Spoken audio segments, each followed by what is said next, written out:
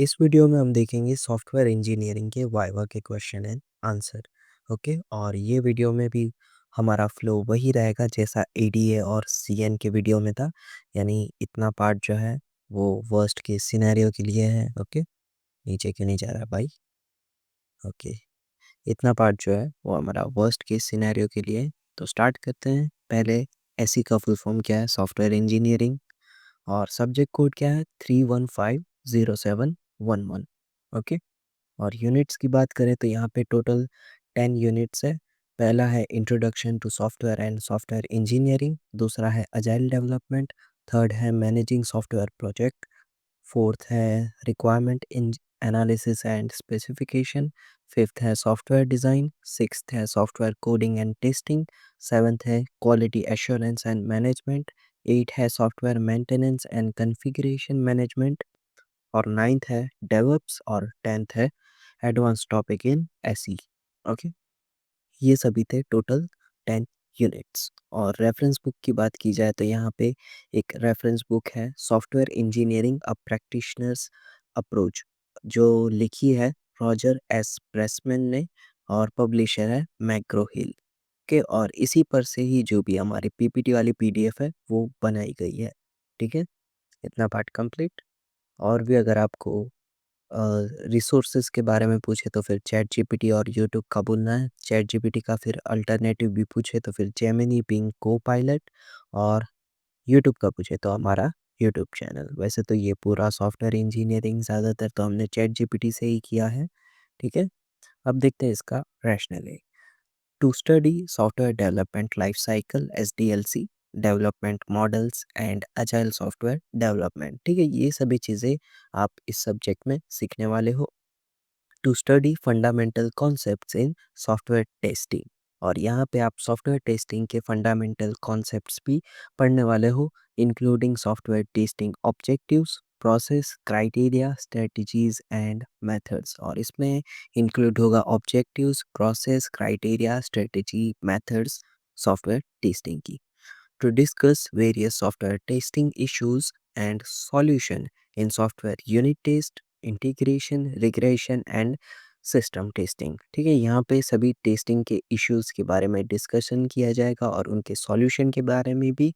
और जो भी टेस्टिंग के टाइप्स हैं, यूनिट टेस्टिंग, इंटीग्रेशन, रिग्रेशन और सिस्टम टेस्टिंग, इन सभी के बारे में बात की जाएगी।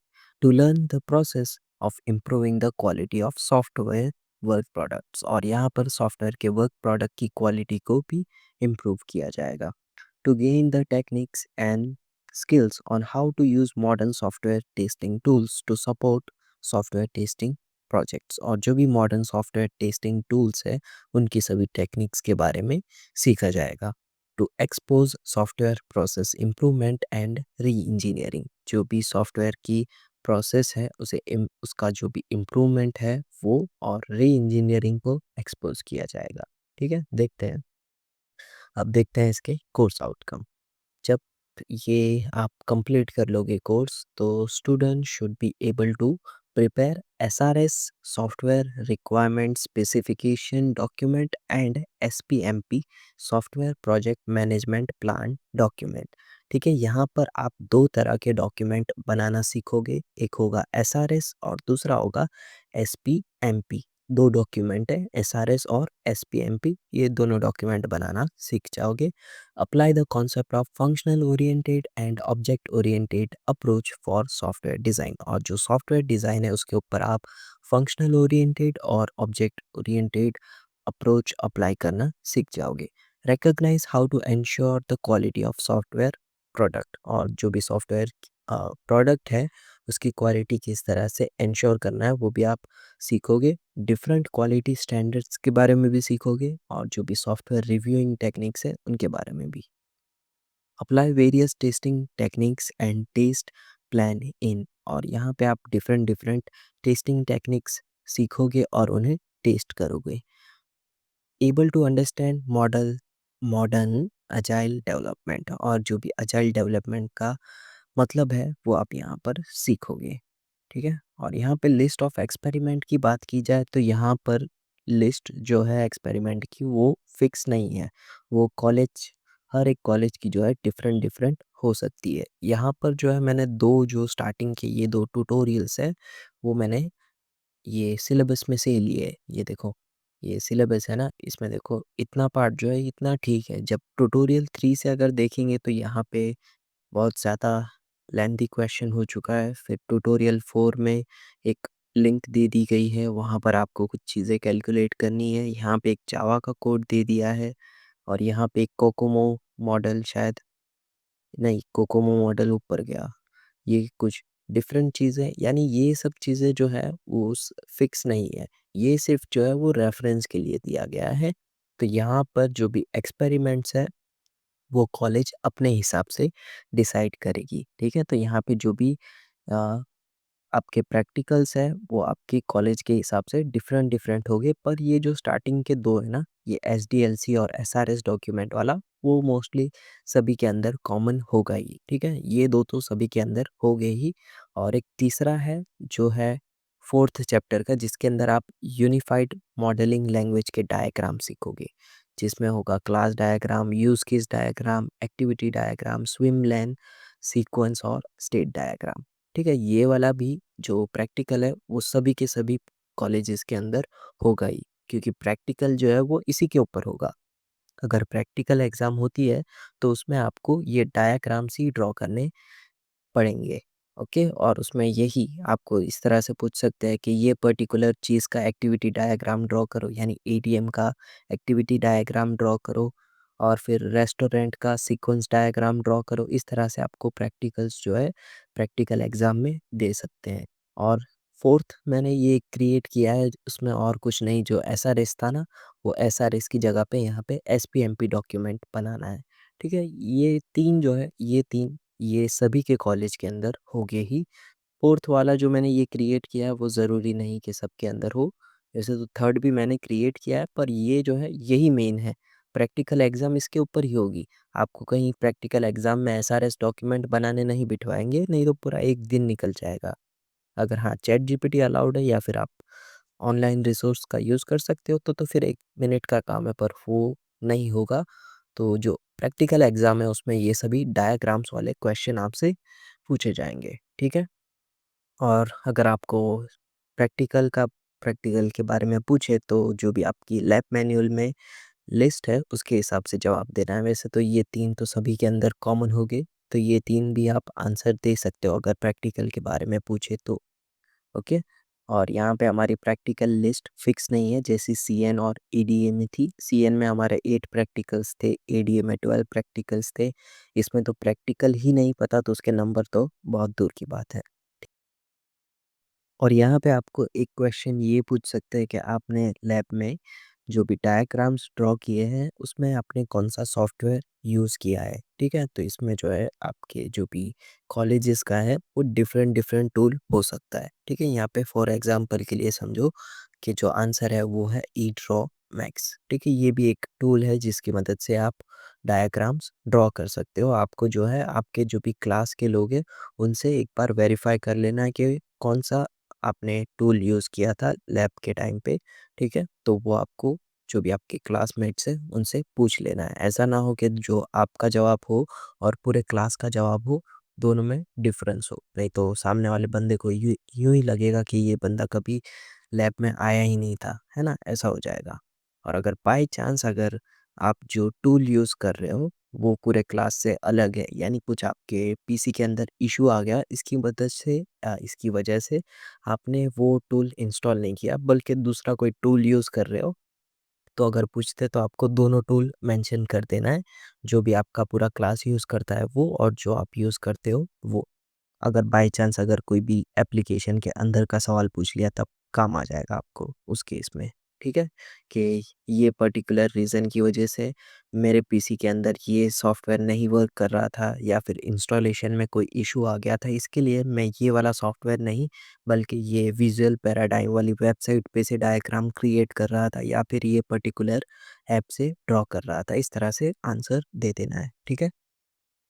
और अगर आपको पूछते हैं कि आपको कौन-सा टॉपिक अच्छे से आता है, तो उसके लिए आपको एक टॉपिक कंप्लीटली प्रिपेयर कर लेना है, ठीक है?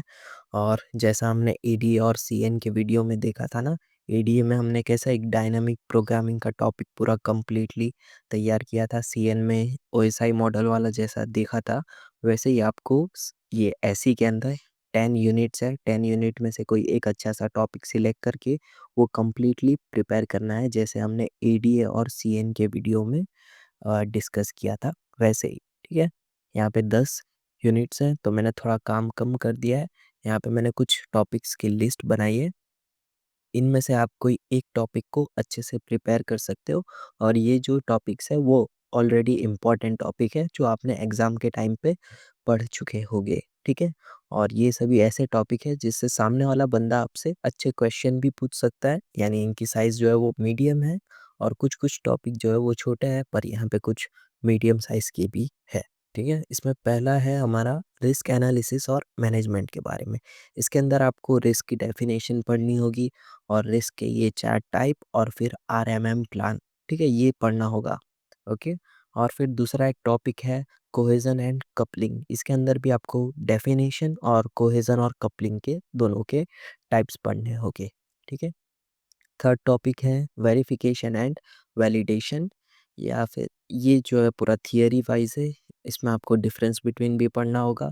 और इनका जो भी ये यूनिट है वो मैंने बाजू में ही लिखा है। इसमें से जो भी आपको टॉपिक अच्छा लगता है वो टॉपिक आप ये जो भी यूनिट वाइज हमारी पीपीटी वाली पीडीएफ है उसके अंदर एक बार चेक करके एक टॉपिक सिलेक्ट करके अच्छे से प्रिपेयर कर लेना।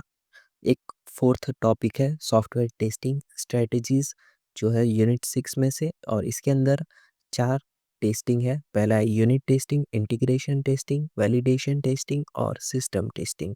और इनके भी कई सब पार्ट्स है। यूनिट टेस्टिंग में है ड्राइवर एंड स्टब, इंटीग्रेशन में big bang top down bottom up, validation में अल्फा बीटा, सिस्टम टेस्टिंग में recovery security stress performance and deployment testing. ठीक है, ये पूरा सॉफ्टवेयर टेस्टिंग स्ट्रेटेजी के बारे में है। ठीक है, और एक और है ब्लैक बॉक्स, वाइट बॉक्स और ग्रे बॉक्स टेस्टिंग। और इसके अंदर भी कुछ कुछ टेक्निक्स हैं। ब्लैक बॉक्स में इक्विवेलेंस पार्टीशनिंग और बीवीए यानी बाउंड्री वैल्यू एनालिसिस, और वाइट बॉक्स टेस्टिंग में statement branch and path coverage, ये सभी स्ट्रेटजीज है। और ग्रे बॉक्स में आपको थोड़ी थियरी पढ़नी होगी। ठीक है, ये भी यूनिट 6 का ही टॉपिक है। ये एक टॉपिक आप कर सकते हो, या फिर ऊपर वाला भी कर सकते हो, या फिर उसके ऊपर भी जो भी आपको सही लगे वो कर सकते हो। नेक्स्ट है क्वालिटी स्टैंडर्ड्स का। इसके अंदर आपको 3 चीज़ें पढ़नी होगी, आईएसओ 9000 और 9001। दूसरा है सीएमएम और सिक्स सिग्मा। ठीक है, ये यूनिट 7 में से है। ये भी आईएमपी टॉपिक्स में से ही है। सॉफ्टवेयर मेंटेनेंस, और इसमें है टाइप्स उसके corrective, adaptive, perfective and preventive. ये यूनिट 8 का है। और फिर ये भी यूनिट 8 का है री इंजीनियरिंग, और इसमें आपको 2 चीज़ें पढ़नी होगी, रिवर्स एंड फॉरवर्ड इंजीनियरिंग। ठीक है, और ये एक यूनिट 9 में से एक टॉपिक लिया है मैंने, 7 Cs of DevOps life cycle for business agility. ठीक है, ऐसे तो कई सारे टॉपिक्स हैं जो अच्छे टॉपिक है, पर वो काफ़ी लेंदी हो जाते हैं। जैसे कि अजाइल डेवलपमेंट, वो देखने जाओगे तो वो यूनिट 2 पूरा अजाइल डेवलपमेंट ही है। तो फिर अगर आप वो टॉपिक बोलते हो तो पूरा यूनिट 2 आपको आना चाहिए। सेम अगर आप डेवऑप्स बोलते हो तो यूनिट 9 जो है पूरा डेवऑप्स है, तो फिर आपको यूनिट 9 पूरा आना चाहिए। तो इसके लिए इसमें मैंने ये पर्टिकुलर टॉपिक सिलेक्ट किया है, 7 सीज ऑफ डेवलप साइकिल। और जो भी उसके 7 सी है वो आपको याद कर लेने हैं।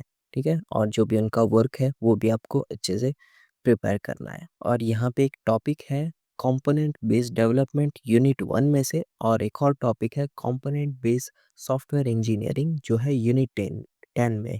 ठीक है, ये दोनों जो है वो सेम ही है, दोनों सेम है, बस यहाँ पे थोड़ा सा नेम के अंदर चेंज है। यहाँ पे सॉफ्टवेयर इंजीनियरिंग लिखा है और यहाँ पे डेवलपमेंट लिखा है, दोनों जो है ऑलमोस्ट सेम ही है। तो इसके अंदर आपको इसकी डेफिनेशन और जो इसकी एक्टिविटीज़ है और एडवांटेजेस डिसएडवांटेजेस जैसी चीज़ें हैं वो आपको प्रिपेयर करनी है। ठीक है, ये 10 टॉपिक में से आप कोई एक टॉपिक अच्छा सा सिलेक्ट करके अच्छे से प्रिपेयर करना।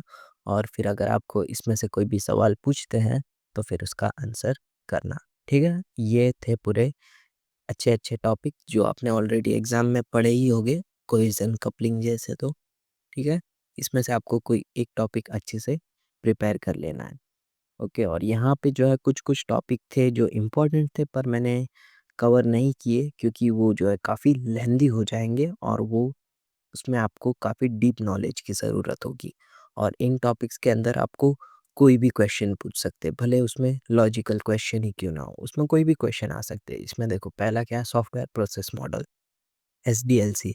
एसडीएलसी बोलोगे तो फिर आपको एसडीएलसी के जितने भी मॉडल हैं उनके बारे में पता होना चाहिए। या फिर आप अगर सिर्फ वाटरफॉल करके जाते हो, वाटरफॉल मॉडल, तो फिर वो जो भी फैकल्टी है वो पूछेंगे मुझे वाटरफॉल क्यों यूज़ करना चाहिए, इंक्रीमेंटल क्यों यूज़ नहीं कर सकता हूँ मैं, ठीक है? तो फिर उस केस में आपको इंक्रीमेंटल के बारे में भी मालूम होना चाहिए, या फिर डिफरेंस बिटवीन पूछ लिया तो फिर वापस इंक्रीमेंटल का आपको पता होना चाहिए, ठीक है? तो ये जो है थोड़े लेंदी टॉपिक है और फिर इसमें आपको काफ़ी ज़्यादा नॉलेज लेना पड़ेगा। और फिर इसमें लॉजिकल क्वेश्चन भी बनाकर पूछ सकते हैं कि आपने वाटरफॉल मॉडल कहाँ पर अप्लाई किया, या फिर कहाँ पर अप्लाई कर सकते हैं, कोई एप्लीकेशन है जिसमें वाटरफॉल मॉडल अप्लाई किया हो, इस तरह से क्वेश्चन भी पूछ सकते हैं। Same apply for agile process model, ठीक है? और दूसरा है कोकोमो, कोकोमो मॉडल, और ये भी काफ़ी लेंदी टॉपिक है और इसमें भी इसके 3 स्टेज हैं, बेसिक, इंटरमीडिएट और कंप्लीट। और एक और टॉपिक था रिक्वायरमेंट इन इंजीनियरिंग, ये भी अच्छा टॉपिक था पर ये भी काफ़ी लेंदी हो जाता है। इसका टास्क के अंदर फिर 5 फेजेस आते हैं, फिर फंक्शनल और नॉन फंक्शनल रिक्वायरमेंट, तो फिर ये भी और लेंदी हो जाता है। और एसआरएस डॉक्यूमेंट तो है ही लेंदी, तो फिर इन टॉपिक्स को मैंने कवर नहीं किया। तो आपको जो है ये 10 टॉपिक में से कोई एक टॉपिक अच्छे से सिलेक्ट करके प्रिपेयर कर लेना है, ठीक है? और ये जो भी एक्स्ट्रा के क्वेश्चन थे इसका भी आपका डाउट क्लियर हो गया होगा क्यों मैंने ये नहीं कंसीडर किए, इस वजह से। ओके, ठीक है, अब आ जाते हैं कि यहाँ पे वापस पॉइंट्स है। जब भी आप जाओ तो आईडी कार्ड, हॉल टिकट, अपने असाइनमेंट्स और लैब मैनुअल कंप्लीट कर लेना। सब्जेक्ट का कोड और नेम याद रखना। जो भी एक्सपेरिमेंट्स आपने किए हैं वो अच्छे से प्रिपेयर करना, उसमें से 2 प्रिपेयर अच्छे से करना, ओके? 2, 2 नहीं 1 ही होगा, इसमें तो वैसे भी खाली डायग्राम वाले ही है, तो डायग्राम वाले अच्छे से प्रिपेयर करना। अब देखते हैं ये सब्जेक्ट का रेलेवेंस एक्चुअल फील्ड में। Software engineering is essential in industries for developing reliable, scalable and efficient software. Software engineering जो है इंडस्ट्री में रिलायबल, स्केलेबल और एफिशिएंट सॉफ्टवेयर डेवलप करने के लिए एसेंशियल है। It ensure systematic project management, quality assurance and adaptability to user needs. और ये क्या इंश्योर करता है, जो भी आपका सॉफ्टवेयर है या फिर प्रोजेक्ट है उसका सिस्टमैटिक मैनेजमेंट हो, उसकी क्वालिटी एश्योर की जाए और वो यूज़र की जो भी नीड्स है उन्हें सेटिस्फाई करता हो या फिर मैच करता हो। कौन-कौन सी फ़ील्ड में? आईटी, हेल्थ केयर और फाइनेंस की फ़ील्ड में, ठीक है?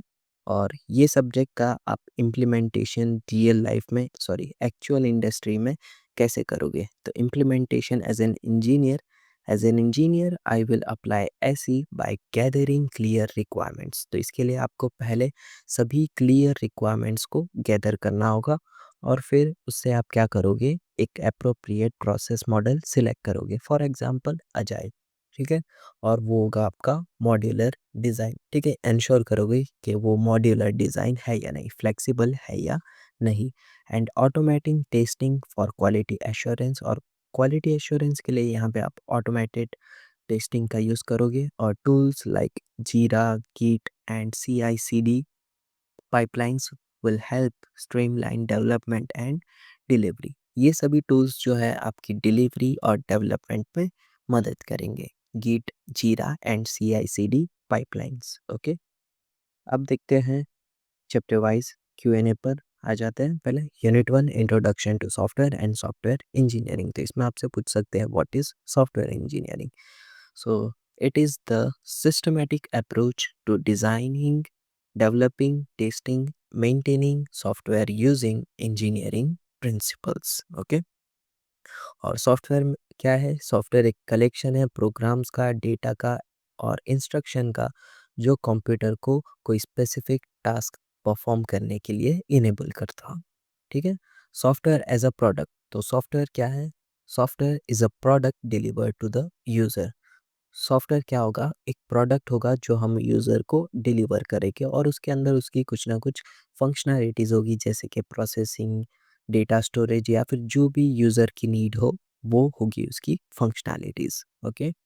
और प्रोसेस क्या है? प्रोसेस एक स्ट्रक्चर्ड सीक्वेंस ऑफ एक्टिविटीज़ है, जो कोई स्पेसिफिक गोल को अचीव करने के लिए यूज़ की जाती है सॉफ्टवेयर डेवलपमेंट में। और प्रोडक्ट क्या है? वो प्रोसेस का आउटकम है, ठीक है? जैसे कि एक एप्लीकेशन या फिर सॉफ्टवेयर या फिर system, okay? What is the role of a software engineer? Software engineer designs, develops, tests, and maintains software while ensuring quality and meeting the user needs. तो सॉफ्टवेयर इंजीनियर क्या करता है? सॉफ्टवेयर को design करता है, develop करता है, test करता है और मेंटेन करता है, और जो भी क्वालिटी है उन्हें एश्योर करता है, और जो भी यूज़र की नीड्स है वो सेटिस्फाई हो रही है या नहीं वो चेक करता है, ठीक है? और एसडीएलसी क्या है? Software development life cycle. और ये एक प्रोसेस है जिसके अंदर कुछ फ्रेमवर्क एक्टिविटीज़ हैं। C P M C D. C यानी कम्युनिकेशन, पी यानी प्लानिंग, एम यानी मॉडलिंग, सी यानी कंस्ट्रक्शन या फिर क्रिएटिंग, ये बीच में टी शायद, ठीक है? कुछ कुछ जगह पर यहाँ पे स्टेजेस या फिर कह लो फेजेस या फिर फ्रेमवर्क एक्टिविटीज़ में आपको डिफरेंट डिफरेंट पॉइंट भी दिख सकते हैं। डिफरेंट बुक होगी तो उसमें अलग-अलग फ़ेज़ होंगे। आप वेबसाइट पे चेक करोगे तो वहाँ पर अलग फ़ेज़ होंगे, चैट जीपीटी अलग आंसर देगा। तो यहाँ पर ये जो ऐसी फ्रेमवर्क एक्टिविटीज़ है या फिर कह लो फ़ेजेज़ हैं, उनके अंदर आपको ऐसे कोई ना कोई अलग वर्ड भी आपको मिल सकते हैं या फिर अलग स्टेज भी दिख सकते हैं। ठीक है? इसमें सीपीएमसीडी के हिसाब से देखें तो कम्युनिकेशन, प्लानिंग, मॉडलिंग, कंस्ट्रक्शन और डिप्लॉइंग।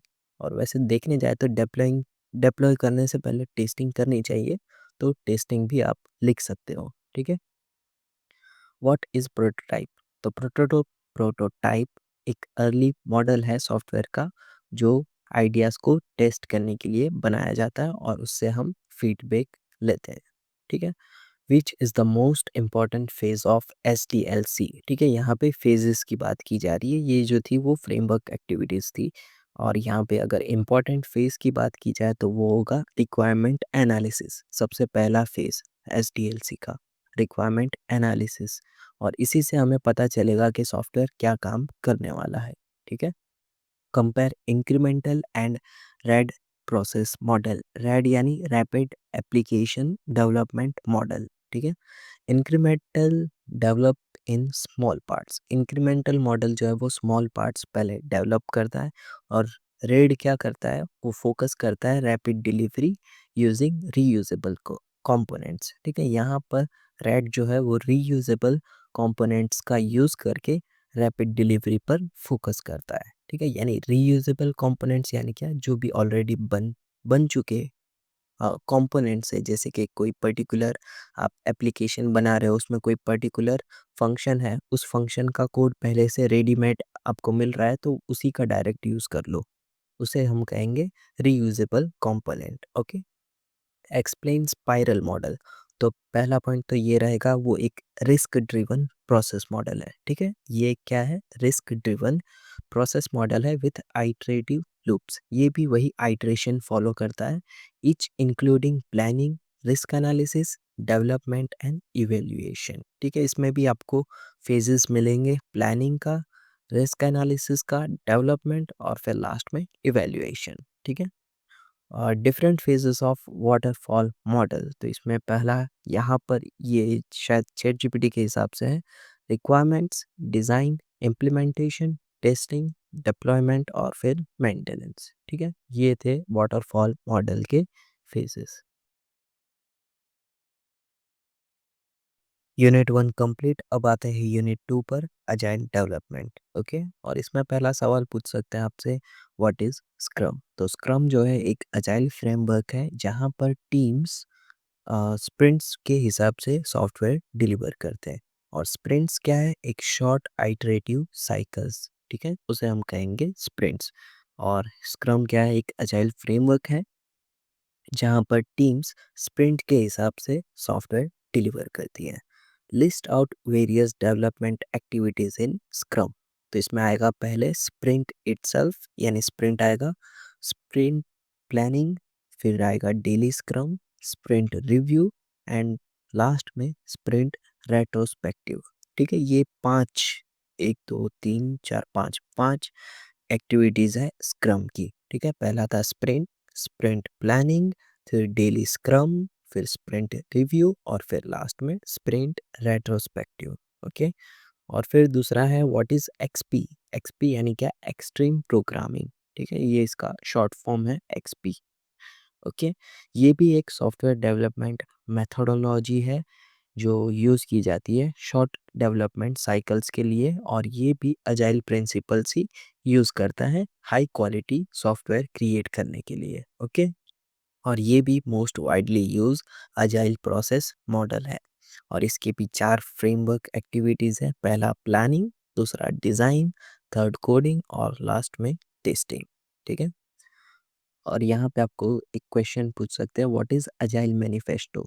तो ये जो है एक डॉक्यूमेंट है जो 4 कोर वैल्यूज़ और 12 प्रिंसिपल्स आउटलाइन करता है जो आपको अजाइल प्रैक्टिसेस में गाइड करेगा। और ये एक सेट ऑफ फाउंडेशनल प्रिंसिपल है फॉर अजाइल सॉफ्टवेयर डेवलपमेंट जो एम्फसाइज करता है flexibility, collaboration and customer satisfaction, ठीक है? ये एक डॉक्यूमेंट है जिसके अंदर 4 कोर वैल्यूज और 12 प्रिंसिपल है जो आपको अजाइल प्रैक्टिसेस में गाइड करेंगे। अब देखते हैं कुछ टर्म्स, जिसमें पहला है एजिलिटी। एजिलिटी यानी क्या? Ability to adapt anything and everything, ठीक है? Ability to adapt anything and everything.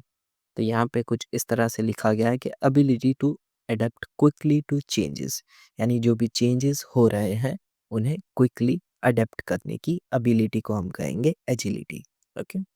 Agile process, तो ये एक प्रोसेस है जो रिफ़र करती है जो भी आप सॉफ्टवेयर के अंदर मैनेजमेंट कर रहे हो या फिर डेवलपमेंट कर रहे हो, उसके अंदर आप अजाइल प्रिंसिपल यूज़ करोगे तो उस प्रोसेस को हम कहेंगे अजाइल प्रोसेस। यानी जो भी आप सॉफ्टवेयर डेवलप कर रहे हो या फिर मैनेज कर रहे हो, अगर वो आप मैनेजिंग या फिर डेवलपिंग अजाइल प्रिंसिपल के हिसाब से कर रहे हो तो इस प्रोसेस को हम कहेंगे agile process. It involves working in short cycles, continuously getting feedback and adapting the work based on that feedback. और यहाँ पे हम शॉर्ट साइकिल्स के हिसाब से वर्क करेंगे और फीडबैक गैदर करेंगे और उस फीडबैक के हिसाब से हम अडेप्ट करेंगे चेंजेस, ठीक है? अजाइल टीम क्या है? अजाइल टीम जो है एक ग्रुप ऑफ पीपल है जो सॉफ्टवेयर डेवलप करने के लिए फ्लेक्सिबल और कोलैबोरेटिव वे में वर्क करती है टुगेदर, ठीक है?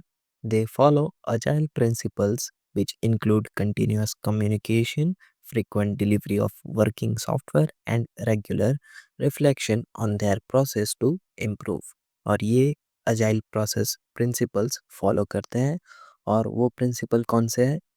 Continuous communication, frequent delivery of working software और रेगुलर रिफ्लेक्शन, जिससे जो भी उनका वर्क है या फिर प्रोसेस है उसे इम्प्रूव किया जाए, ओके? अजाइल मेथड्स, तो अजाइल मेथड्स जो है एक फ्रेमवर्क है, ठीक है जी? जो हमने ये सभी एक्सपी और स्क्रम देखे वो सब क्या थे? एक तरह से अजाइल के फ्रेमवर्क्स थे। Agile methods are specific ways or frameworks used to implement agile principles in software development। Software development के अंदर जो आप agile principles implement करते हो उन frameworks को हम कहेंगे agile methods। They focus on breaking down work into small manageable pieces and delivering it in short cycle। यहाँ पर वर्क को भी स्मॉल पार्ट्स के अंदर डिवाइड किया जाता है और शॉर्ट साइकिल्स के अंदर उन्हें डिलीवर किया जाता है, और इसे हम कहेंगे आइटरेशन या फिर sprints, okay? Common agile methods include scrum, kanban and extreme programming, ठीक है? देखो ये दोनों आ गए, स्क्रम और एक्सट्रीम प्रोग्रामिंग। अब यहाँ पर ये जो है 12 प्रिंसिपल है अजाइल मैनिफेस्टो के, वो 12 के 12 नहीं पूछेंगे, आपको कहेंगे 4, 3 या 4 आप प्रिंसिपल्स बता दो, तो आपको जो है 4-5 इसमें से याद रखना है। एक तो पहला ये याद रख लो, highest priority is to satisfy the customer through early and continuous delivery of software. और दूसरा वेलकमिंग चेंजिंग रिक्वायरमेंट्स, और तीसरा डिलीवरिंग वर्किंग सॉफ्टवेयर फ्रीक्वेंटली। और फिर देखने जाए तो फिर ये emphasise face to face conversation और ये सिंप्लिसिटी वाला point. Simplicity the art of maximising the amount of work done. ठीक है, ये 5 पॉइंट आप याद रखना, तो कम से कम 4 तो याद रहेंगे ही, और वो 4 आप बोल सकते हो। 12 के 12 नहीं पूछेंगे, कुछ 3 या 4 के ही पूछेंगे अगर पूछेंगे तो। ठीक है, यहाँ पे हमारा यूनिट 2 कंप्लीट होता है। अब आते हैं यूनिट 3 पर। List 4 Ps of project management. तो इसमें 4 पी क्या है? पहला पी है पीपल, दूसरा पी है प्रोडक्ट, थर्ड पी है प्रोसेस और फोर्थ पी है project. People, product, process and project. Okay. W5HH, तो ये क्या है? Why, what, when, who, where, how and how much for managing software projects. ठीक है, ये थे W5HH प्रिंसिपल। तो इसमें ये थे 5 W और ये 2 H, हाउ और हाउ मच, और ये सभी जो है वो सॉफ्टवेयर प्रोजेक्ट को मैनेज करने में यूज होते हैं। Name the stakeholders required for different software development activities. तो इसमें आएंगे पहले डेवलपर खुद, फिर टेस्टर, फिर मैनेजर और यूजर और कस्टमर। ओके। LOC क्या है? यानी लाइंस ऑफ कोड है। ये एक मैट्रिक है जो सॉफ्टवेयर की साइज मेजर करने में यूज होता है। What is software measurement? Measuring attributes like cost, effort and quality of software.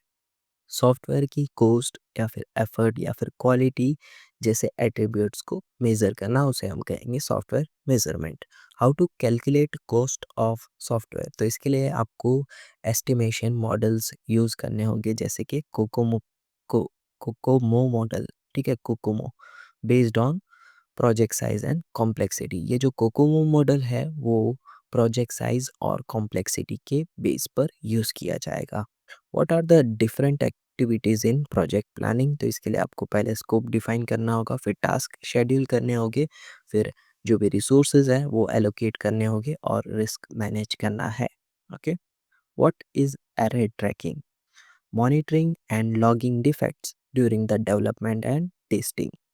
Development और टेस्टिंग के दौरान जो भी डिफेक्ट होती है उन्हें मॉनिटर करना।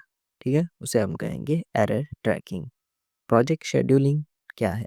Allocating task and resources to meet deadlines effectively. Okay, यहाँ पे जो भी टास्क और रिसोर्सेज हैं उन्हें इस तरह से एलोकेट करना जिससे आप डेडलाइंस को इफेक्टिवली कंप्लीट कर पाओ। इफेक्टिवली यानी डेडलाइन से पहले कंप्लीट करने की बात की जा रही है। Okay. What is the purpose of timeline chart? तो visualise project schedules, task, dependencies and deadlines. ठीक है, इन सभी चीज़ों को विजुअलाइज करने के लिए टाइमलाइन चार्ट यूज होता है, एक तरह से उसका पर्पस है। शेड्यूल्स, टास्क, डिपेंडेंसी और डेडलाइंस को विजुअलाइज करने के लिए। What is the predictable risk? तो ऐसे रिस्क जो पहले ही आप वेरीफाई कर लो, आइडेंटिफाइड अर्ली, जैसे कि बजट कंस्ट्रेंट। अगर ये चीज़ हो गई तो फिर इसका जो भी बजट यानी इसका जो भी नुकसान होगा उसकी भरपाई में काफ़ी ज़्यादा पैसा जाने वाला है, इस तरह का risk. Okay. What is the difference between uncertainty and loss? तो अनसर्टेनिटी जो है वो नॉलेज की कमी होना होगा, और लॉस जो है जो रिस्क आपका अप्लाई हो चुका है यानी उसका जो भी इम्पैक्ट है उसे हम कहेंगे लॉस। यानी रिस्क के स्टेट में हो आप, उस स्टेट में जो अभी इम्पैक्ट पड़ा है आपके सॉफ्टवेयर पे उसको हम कहेंगे loss. Okay. Which one is not a management activity? शायद यहाँ पे कुछ चीज़ें मिसिंग है। क्या लिखा है? Ignoring risk is not part of risk management. Risk management में रिस्क को इग्नोर करना ये उसका पार्ट नहीं है। शायद ये कुछ MCQ टाइप का था। Explain RMM। तो ये RMM में 3M क्या है? R जो है वो रिस्क होगा, M जो है मिटिगेशन, मॉनिटरिंग और मैनेजमेंट है, और ये सभी रिस्क को हैंडल करने की स्ट्रेटजीज हैं। क्या है? Mitigation, monitoring and management are the strategy to handle risk. और कोकोमो मॉडल क्या है? ये एक कॉस्ट एस्टिमेशन मॉडल है जो प्रोजेक्ट की साइज के हिसाब से हम उसकी कॉस्ट और एफर्ट को एस्टिमेट कर सकते हैं। ठीक है, और यहाँ पे हमारा यूनिट 3 कंप्लीट। अब आते हैं unit 4, requirement analysis and specification. इसमें पहला क्वेश्चन आपसे पूछ सकते हैं रिक्वायरमेंट्स वैलिडेशन डिस्क्राइब। तो इसमें ensure gather requirements are complete correct and meet user needs. जो भी आप यहाँ पे रिक्वायरमेंट्स गैदर कर रहे हो वो एंश्योर करो कि वो कंप्लीट है, करेक्ट है और जो भी यूज़र की नीड्स है उनके हिसाब से हो। इसे हम कहेंगे requirement validation. How to collect requirements, तो इसके लिए आपको इंटरव्यू, सर्वे, ऑब्जर्वेशन, ब्रेनस्टॉर्मिंग और प्रोटोटाइपिंग जैसी एक्टिविटीज़ या फिर मेथड्स का यूज़ करना होगा। What is requirement engineering? The process of gathering, analysing, documenting and managing user requirements. जो भी यूज़र की रिक्वायरमेंट्स हैं उन्हें गैदर करना, एनालाइज करना, डॉक्यूमेंटिंग करना और मैनेज करना, इस प्रोसेस को हम कहेंगे रिक्वायरमेंट इंजीनियरिंग। और एसआरएस क्या है? ये एक डॉक्यूमेंट, इसका फुल फॉर्म क्या है? Software requirement specification is a document describing all functional and non functional requirement. ठीक है, ये जो है एसआरएस डॉक्यूमेंट है ना, इसके अंदर सॉफ्टवेयर की ए टू जेड जितनी भी जानकारी है सब की सब होगी। SRS is a document that is created when a detailed description of all aspects are required. SRS एक डॉक्यूमेंट है जो क्रिएट किया जाता है जब सॉफ्टवेयर की सभी एस्पेक्ट्स की डिटेल डिस्क्रिप्शन रिक्वायर्ड हो। ठीक है, एक तरह से जो भी सॉफ्टवेयर की पूरी डिटेल है उसे कंटेन करने वाला डॉक्यूमेंट, उसे हम कहेंगे SRS। ओके, और SRS की कैरेक्टरिस्टिक्स क्या है? कंप्लीट होना चाहिए, कंसिस्टेंट, अनएम्बिचियस, वेरीफाइबल एंड ट्रेसेबल। ये थी इसकी characteristics. What is object oriented design of a system?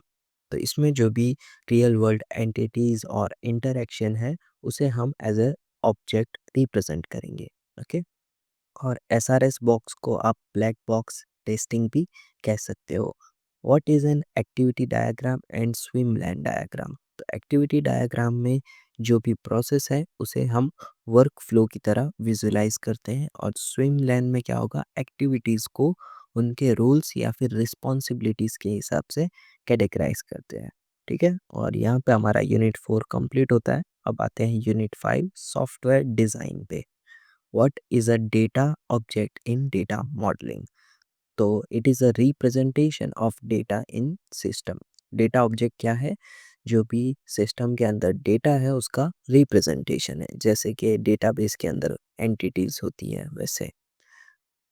Define user interface, तो ये सॉफ्टवेयर का एक पार्ट है जो यूज़र से इंटरेक्ट करता है, जैसे कि स्क्रीन, मेन्यू या फिर फॉर्म। ओके, कपलिंग क्या है? The degree of dependency between two modules या फिर दो से ज़्यादा मॉड्यूल्स भी आप लिख सकते हो। और इसके अंदर लो कपलिंग बेहतर होगी। कोहेजन का मतलब क्या है? The degree to which elements within a module are related, और इसके अंदर हाई कोहेजन बेटर होगा। यहाँ पे देखो मॉड्यूल की बात की जा रही है, दो मॉड्यूल की डिग्री की बात की जा रही है, और यहाँ पे जो मॉड्यूल के अंदर एलिमेंट्स है ना उनकी डिग्री की बात की जा रही है। Okay, design should be traceable to the requirement model, state true और फॉल्स। तो जो भी डिज़ाइन है वो ट्रेसेबल होनी चाहिए, तो इसके लिए ट्रू हो। Difference between software architecture and software design, तो आर्किटेक्चर जो है वो सिस्टम का हाई लेवल स्ट्रक्चर है और डिज़ाइन जो है वो कंपोनेंट्स का डिटेल्ड इम्प्लीमेंटेशन है। What is data design? Structures data for storage and processing efficiently. Data design जो है वो डेटा को स्ट्रक्चर्ड वे में स्टोर करने और प्रोसेसिंग करने में यूज़ होता है। यानी एफिशिएंटली आप उसे स्टोर करो और प्रोसेस करो, जिससे आपकी जो भी एक्टिविटी हो, डेटा को एक्सेस करना हो तो स्टोरेज में से आप अच्छे से एक्सेस कर सकते हो या फिर उसे प्रोसेस कर सकते हो। What is architectural design? Defines the systems overall structures, component and interaction. System का जो भी ओवरऑल स्ट्रक्चर और कंपोनेंट और इंटरेक्शन है उसे डिफाइन करना, उसे हम कहेंगे आर्किटेक्चरल डिज़ाइन। प्रोसीजरल डिज़ाइन क्या है? It specifies step by step algorithm for individual process. जो भी इंडिविजुअल प्रोसेस है उनके स्टेप बाय स्टेप एल्गोरिदम्स को स्पेसिफाई करना, that will be procedural design. What is software configuration management? The process of tracking and controlling changes in software, software के अंदर जो भी चेंजेस हो रहे हैं उन्हें ट्रैक करना और कंट्रोल करने की प्रोसेस को हम कहेंगे सॉफ्टवेयर कॉन्फ़िगरेशन मैनेजमेंट। ठीक है, ये इस चैप्टर का तो नहीं है, ये शायद 8 चैप्टर के अंदर आएगा, ये इस चैप्टर का तो नहीं है। Okay, unit 6 software coding and testing. तो इसमें आपसे पहले सवाल ये पूछ सकते हैं ब्लैक बॉक्स टेस्टिंग क्या है, डिफाइन करो। तो इसमें आपको कहना है टेस्टिंग सॉफ्टवेयर फंक्शनैलिटी, यानी सॉफ्टवेयर की फंक्शनैलिटी को टेस्ट करना बिना किसी इंटरनल कोड की जानकारी के। वाइट बॉक्स टेस्टिंग क्या हो गई, testing internal logic and code path of the software, software का जो भी इंटरनल लॉजिक और कोड पाथ है उन्हें टेस्ट करना, वो होगी हमारी white box testing. Describe coding standards, ठीक है, कोडिंग स्टैंडर्ड्स आपको डिस्क्राइब करने हैं तो इसके लिए आपको पता ही है एकदम आपका जो भी कोड है वो क्लीन होना चाहिए, कंसिस्टेंट होना चाहिए और मेंटेनेबल होना चाहिए।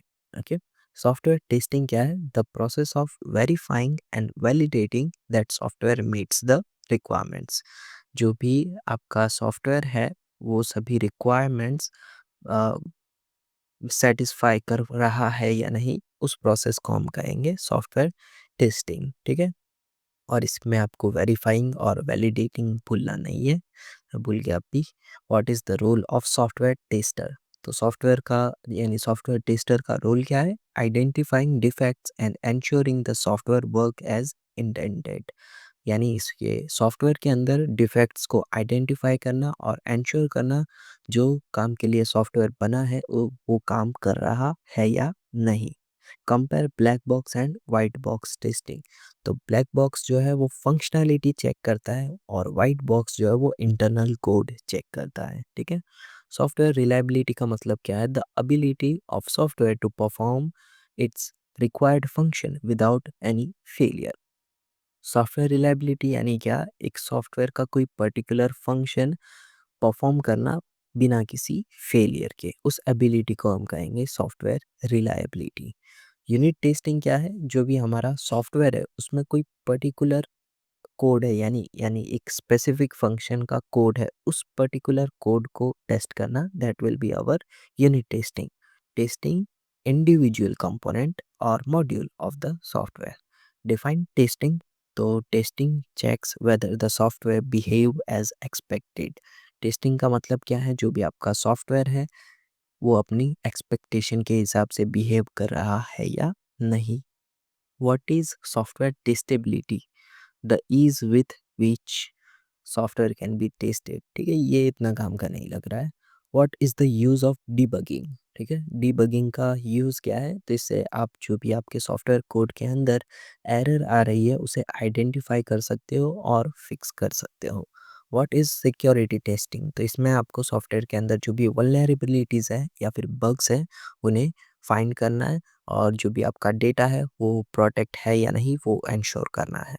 What is the difference between verification and validation, तो वेरिफिकेशन में डिज़ाइन चेक की जाएगी और वैलिडेशन में फंक्शनैलिटी चेक की जाएगी। और एक और बात, वेरिफिकेशन जो है वो वैलिडेशन से पहले आता है और वैलिडेशन वेरिफिकेशन के बाद आता है। Okay, what do you mean by system testing, तो यहाँ पर जो भी आपका सॉफ्टवेयर है ना वो पूरी तरह से रेडी हो चुका है, उसके सभी सभी जितने भी कंपोनेंट्स थे वो आपस में अब इंटीग्रेट हो चुके हैं, अब वो एक कंप्लीट सॉफ्टवेयर बन चुका है। ठीक है, अब वो जिस सिस्टम के ऊपर है उसके ऊपर उसका पूरा टेस्टिंग होगा, उसे हम कहेंगे सिस्टम टेस्टिंग। ठीक है, testing the complete integrated software system.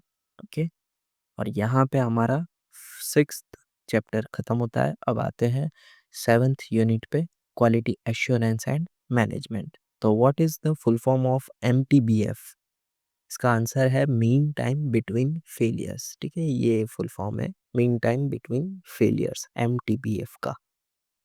List the SQL related activities, तो एसक्यूएल रिलेटेड एक्टिविटीज़ आपको लिस्ट करनी है, तो इसमें पहला है review, audit, testing, defect tracking and process of improvement. तो पहले रिव्यू हुआ, फिर ऑडिट, फिर टेस्टिंग हुई, फिर ट्रैक की गई है डिफेक्ट को और फिर उन्हें इम्प्रूव किया गया है। List a set of guidelines for formal technical review. इधर आपको एफटीआर भी लिख के दे सकते हैं, तो आपको उसका फुल फॉर्म याद रखना है, फॉर्मल टेक्निकल रिव्यू। तो इसमें आपको अच्छे से प्रिपेयर करना है और जो भी डिफेक्ट्स है उनके ऊपर फोकस करना है और सिस्टमेटिकली रिव्यू करना है। ठीक है, ये थी इसकी गाइडलाइंस कुछ। Define quality for software. तो इसमें तो पहला तो जो भी यूज़र की एक्सपेक्टेशन है वो मीट होनी चाहिए, यानी मिलनी चाहिए, और रिलायबल, एफिशिएंट और मेंटेनेबल सॉफ्टवेयर होना चाहिए। ठीक है, SEICMM के 5 level. IRDMO: initial, repeatable, define, manage and optimising. ठीक है, ये 5 लेवल जो है एग्जाम में भी कई बार आए थे, इसके लिए याद होगा IRDMO: initial, repeatable, define, manage and optimising. Define software reliability, ये ऊपर तो आया था, कोई नहीं, देख लेते हैं वापस। The probability that software will perform its function without it failure. Okay, अब देखते हैं unit 8, software maintenance and configuration management. देखो यहाँ पे आएगा वो SCM वाला क्वेश्चन जो हमने वहाँ पर देखा था। उसमें हमने क्या देखा था, जो भी सॉफ्टवेयर है उसके अंदर हो रहे चेंजेस को ट्रैक करना और कंट्रोल करना। और SCM का फुल फॉर्म है software configuration management. Or what do you mean by software configuration? A set of software item, for example code or document, managed for versioning and controlling. तो यहाँ पे कुछ set of items को manage करना versioning और controlling के लिए।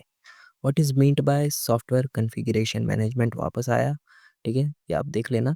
Version and change control management, तो इसमें tracks and manages changes to software version using tools like Git।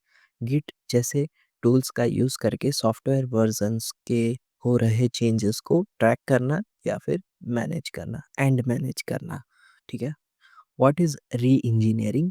Improving existing system by analysing, redesigning and modernising them for better performance. जो भी आपका existing system है उसे analyse करके, redesign करके और मॉडर्नाइज करके इम्प्रूव करना बेहतर परफॉर्मेंस के लिए।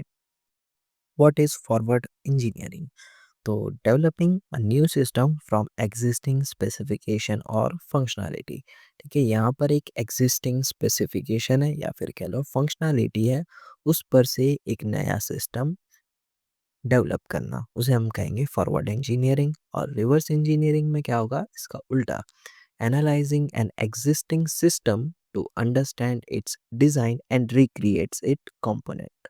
यहाँ पे आपको जो भी एग्जिस्टिंग सिस्टम है उसको एनालाइज करके उसके डिज़ाइन को समझना है और उसके कंपोनेंट्स को क्रिएट करना है। यहाँ पे क्या था, कंपोनेंट एग्जिस्टिंग था तो उसका सिस्टम क्रिएट किया, यहाँ पे सिस्टम एग्जिस्टिंग था तो उसके हिसाब से अब उसका कंपोनेंट क्रिएट किया। ओके, सॉफ्टवेयर मेंटेनेंस जैसा हमारा गेम में होता है ना, उसमें क्या होता है, कुछ इश्यूज फिक्स होते हैं, कुछ नए चेंजेस आते हैं और जो भी फंक्शनैलिटी है वो इम्प्रूव होती है, वही इसमें लिखा है। Activities to fix issues, adapt changes, improve functionality post deployment. Okay, ये हमारा यूनिट 8 कंप्लीट होता है। अब आ जाते हैं यूनिट 9 डेवऑप्स पे। तो डेवऑप क्या है, एक कल्चर है जो डेवलपमेंट और ऑपरेशंस को इंटीग्रेट करता है जिससे सॉफ्टवेयर डिलीवरी और कोलैबोरेशन इम्प्रूव हो। ठीक है, डेवऑप्स में ये जो डेव है वो इंडिकेट करता है डेवलपमेंट, और ओप्स जो है वो ऑपरेशन इंडिकेट करता है। ये दोनों को आप अगर इंटीग्रेट कर दो तो ये बन जाएगा डेवऑप्स, और इससे क्या होगा, कोलैबोरेशन और सॉफ्टवेयर डिलीवरी इम्प्रूव होगी। Okay, what are the importance and benefits of DevOps? तो इससे आपका जो भी कम्युनिकेशन है वो इम्प्रूव होगा, वर्क फ्लो ऑटोमेट हो जाएगा और enable faster and reliable releases. और यहाँ पे जो भी आपकी रिलीजेस है वो भी फास्टर और रिलायबल हो जाएगी। What are the business benefits of DevOps? ठीक है, ये बिजनेस बेनिफिट्स की बात की जा रही है। तो faster time to market, better quality product and higher customer satisfaction. What are the technical benefits of DevOps? ये अब बिजनेस देखे, अब देखते हैं टेक्निकल। तो कंटिन्यूस इंटीग्रेशन, ऑटोमेटेड टेस्टिंग और एनहांसिंग स्केलेबिलिटी। यहाँ पे क्या है, पहले इंटीग्रेशन कंटिन्यूअसली हुआ, फिर ऑटोमेटेड टेस्टिंग और फिर स्केलेबिलिटी को एनहांस किया। और 7 सीज ऑफ डेवऑप्स, तो इसके अंदर जो है आपको कंटिन्यूअस लगा देना है। मैंने कंटिन्यूअस जो है वो रिमूव कर दिया इसमें से। तो पहला क्या है, डेवलपमेंट यानी कंटिन्यूअस डेवलपमेंट, फिर integration, testing, monitoring, feedback, deployment and operation. आगे आपको कंटिन्यूअस लगा देना है, यानी continuous integration, continuous testing. Define continuous testing with DevOps, तो इसके अंदर हम ऑटोमेटेड टेस्टिंग का यूज़ करके सॉफ्टवेयर की क्वालिटी और स्पीड इंश्योर करेंगे। Okay, how can you choose the right DevOps tools, तो इसके लिए आपको जो भी प्रोजेक्ट की नीड्स, कंपैटिबिलिटी, स्केलेबिलिटी और ऑटोमेशन रिक्वायर्ड है, उस हिसाब से यानी based on that you can select a right DevOps tool. Okay, अब देखते हैं unit 10, advance topics in SE software engineering. Explain CBSE. CBSE यानी क्या, कंपोनेंट बेस्ड सॉफ्टवेयर इंजीनियरिंग। और इसका एक और सिमिलर टॉपिक है यूनिट 1 में, कंपोनेंट बेस्ड डेवलपमेंट। दोनों सेम ही है और इसमें क्या करते हैं, वही प्री बिल्ट कंपोनेंट्स को यूज़ करके हम सॉफ्टवेयर क्रिएट करते हैं। और ये ऑलरेडी प्री बिल्ट है, यानी किसी ने ऑलरेडी बनाया हुआ है, तो उसका यूज़ करोगे तो वो क्या होगा, आपका टाइम बचेगा, तो वो फास्टर हो गया। और वो ऑलरेडी टेस्टेड है तो वो रिलायबल भी होगा। तो इसके लिए ये 2 पॉइंट लिखे हैं, faster and reliable development. Okay, CBSE emphasise reusing pre built components for faster and reliable development. Client server software engineering, तो ये भी वही हमारा, ये सीएन के अंदर भी सेम क्वेश्चन था। Focuses on distributed system where the client request the service and server provide the service, जहाँ पर क्लाइंट जो है सर्विस की रिक्वेस्ट करेगा और सर्वर उसे सर्विस प्रोवाइड करेगा, और ये एक डिस्ट्रीब्यूटेड सिस्टम है। डिस्क्राइब इंटीग्रेटेड सीएएसई, ठीक है, ये ऊपर क्या था, सीबीएसई, और ये है सीएएसई यानी कंप्यूटर एडेड सॉफ्टवेयर इंजीनियरिंग। तो ये क्या है, tools supporting all phases of software development from design to testing. तो यहाँ पे सॉफ्टवेयर डेवलपमेंट के जितने भी फेजेस हैं उन्हें सपोर्ट करता है, डिज़ाइन से लेके टेस्टिंग तक। ये होगा हमारा integrated case environment. Describe case building blocks, तो बिल्डिंग ब्लॉक्स क्या है, it includes tools like modelling, code generation, testing and project management. ठीक है, ये जो बिल्डिंग ब्लॉक्स है केस के, वो क्या क्या इंक्लूड करते हैं, मॉडलिंग, कोड जनरेशन, टेस्टिंग और प्रोजेक्ट मैनेजमेंट जैसे tools. What is web engineering, तो the process of designing, developing and maintaining scalable and secure web application. ठीक है, designing, developing and maintaining scalable and secure web application की process को हम कहेंगे web engineering. Discuss web engineering frameworks in detail, तो ये एक स्ट्रक्चर अप्रोच है जिससे आप वेब सिस्टम बिल्ड करोगे विथ लेयर्स, यानी यहाँ पे आपके कई सारे लेयर होंगे, जैसे कि क्लाइंट साइड, सर्वर साइड और बीच में डेटाबेस, है ना। इस तरह से आपके कई सारे लेयर्स होंगे। और यहाँ पे हमारा यूनिट 10 भी कंप्लीट होता है, और सॉफ्टवेयर इंजीनियरिंग के सभी यूनिट्स के वाइवा के क्यूएनए ख़त्म होते हैं। और ये वीडियो में बस इतना ही।